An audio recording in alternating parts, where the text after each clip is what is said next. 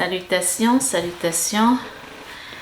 Je vous salue au nom de Jésus. Je suis Donate pour ceux-là qui ne me connaissent pas. Alors, aujourd'hui, je viens présenter le verset du jour. C'est vrai, ça fait un moment que nous n'avons pas présenté le verset du jour, simplement parce qu'on n'a pas eu... J'ai débuté un problème matériel. Je ne retrouvais pas mon téléphone. Alors, ce qui a fait que, et ça a duré toute une semaine que nous n'avons pas eu de verset du jour, et aussi quelques empêchements ont fait que je ne puisse pas présenter le verset du jour. Alors aujourd'hui, qu'est-ce qui est au menu? Nous allons lire le livre de Luc dans la Bible, Luc 4,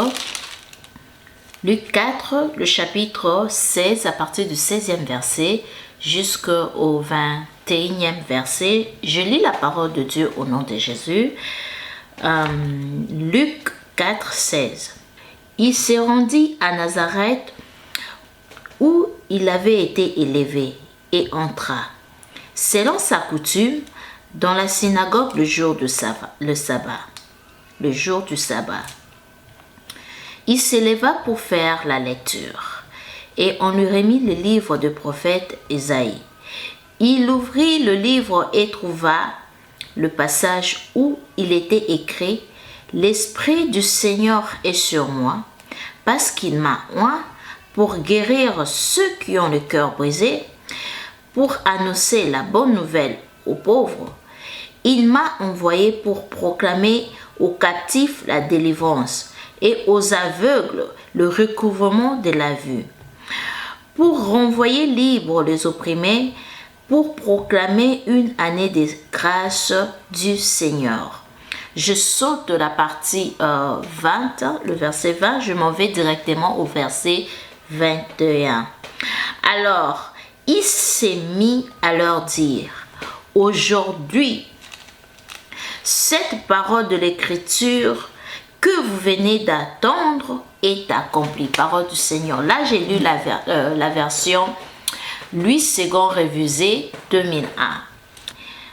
Alors, pour la petite histoire, Jésus, comme il parcourait de ville en ville, il est retourné chez lui dans la ville de Galilée, là où il a grandi. Il avait cette habitude d'aller dans les synagogues dans la ville de Nazareth, précisément dans les synagogues pour aller lire la parole de Dieu, donc aller au temple pour prier.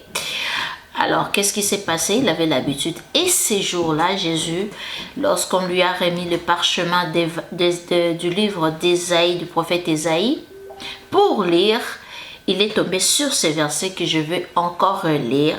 « L'Esprit du Seigneur est sur moi, parce qu'il m'a oint pour guérir ceux qui ont le cœur brisé, pour annoncer la bonne nouvelle aux pauvres. Il m'a envoyé pour proclamer aux captifs la délivrance et aux aveugles le recouvrement de la vue. » C'est en fait ça la mission de Christ pour nous. Jésus n'est pas venu pour cela, pour le juste. Jésus est venu penser ceux-là qui ont de plaies, le guérir de leurs plaies. Jésus est venu pour libérer ceux-là qui ont été rendus captifs par le diable. Jésus est venu rendre libres les opprimés. Jésus-Christ est là, il est venu pour ça.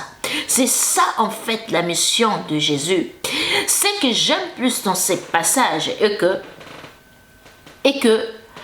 Jésus a dit aujourd'hui, pour ceux qui ont entendu cette parole-là, elle est accomplie. La parole est accomplie. Il n'y a plus de captifs pour ceux-là qui sont en Christ. Il n'y a plus de captifs.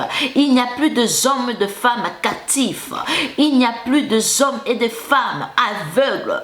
Il n'y a plus d'hommes et de femmes malades. Car la mission de Christ est de libérer ceux-là qui sont dans les captivités, de libérer les opprimés, de les rendre libres. Ceux-là qui sont aveuglé, de le rendre la vue. C'est ça.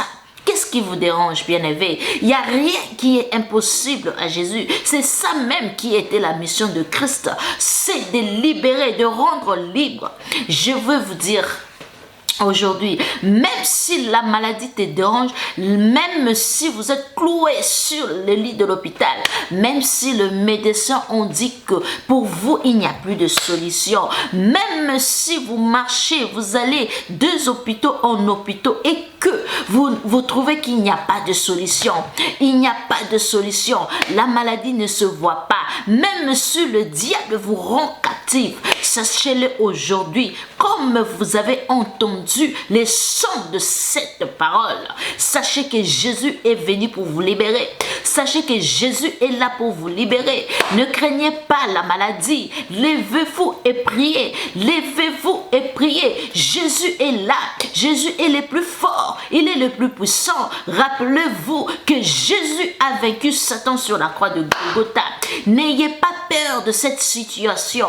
Ne craignez pas ce combat qui s'élève dans votre vie. Ne craignez pas les démons, les sorciers qui vous combattent. N'ayez pas peur de magiciens, des occultistes, car nous avons un Dieu qui est puissant, car nous avons à notre côté un Dieu qui est fort. Jésus-Christ est puissant. Il va vous sortir de cette situation.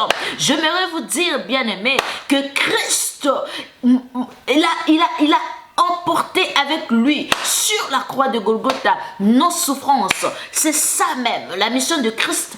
Le livre de Luc, Jésus nous a dit, la prophétie du prophète Ésaïe nous dit si bien, nous montre si bien la mission de Christ. Jésus-Christ n'est pas venu pour ceux-là qui sont bien portants. Jésus-Christ n'était pas venu pour ceux-là qui étaient justes. Jésus-Christ est venu libérer ceux-là qui ont été rendus captifs.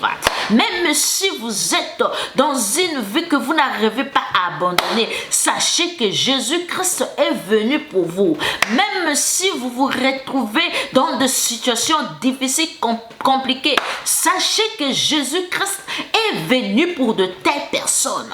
Jésus-Christ est là pour vous libérer. Jésus-Christ est le plus fort. Jésus-Christ est celui qui libère. Jésus-Christ est celui qui rend la vue aux aveugles. Jésus-Christ te rend libre. Jésus-Christ te rend libre. Levez-vous. Levez-vous. Levez-vous et priez. Ne vous lâchez pas. Car lorsque vous fatiguez ou lorsque vous restez, vous demeurez loin de la prière, loin de la vie de prière, le diable viendra mettre sa main sur votre vie. Mais lorsque vous vous levez pour prier, Jésus-Christ s'élèvera et entrera dans votre combat. Jésus-Christ s'élèvera et agira dans votre vie, car sachez-le bien que c'est la prière qui peut chasser le démon. Il n'y a que la prière, une prière fervente d'une personne qui croit en Christ, d'une personne qui est forte, qui croit, qui a une foi solide, que c'est la prière de cette personne-là qui peut renverser le trône qu'on avait établi dans votre vie, les trônes démoniaques. Cela peut renverser les attaques sataniques. Ne craignez pas tout ce que vous êtes en train de vivre. N'ayez pas peur de songes diaboliques, sataniques qui vous fait peur. Sachez-le que Jésus est le plus puissant. Sachez bien que Jésus-Christ est le plus puissant. N'ayez pas peur de manœuvres de l'ennemi. N'ayez pas peur de combats qui s'élèvent dans votre travail, dans votre vie, dans votre business. Jésus-Christ est là. Jésus-Christ est le plus fort. Regardez la mission de Christ. C'est ça la mission de Christ. Jésus est venu nous rendre libres, libres de condamnation de nos familles, libres de coutumes, libres de liens ancestraux, libres de liens qui nous lient, libres de la sorcellerie, libres de sacrifices qui ont été faits en notre insu, des sacrifices qui ont été faits en notre insu. Oh, Jésus-Christ est venu te libérer, bien-aimé. N'ayez pas peur. Ce que vous pouvez faire, c'est de vous lever. C'est de vous lever et de rester dans une vie de prière. Consacrez-vous à Jésus et vous allez voir comment est-ce qu'il va agir dans votre vie.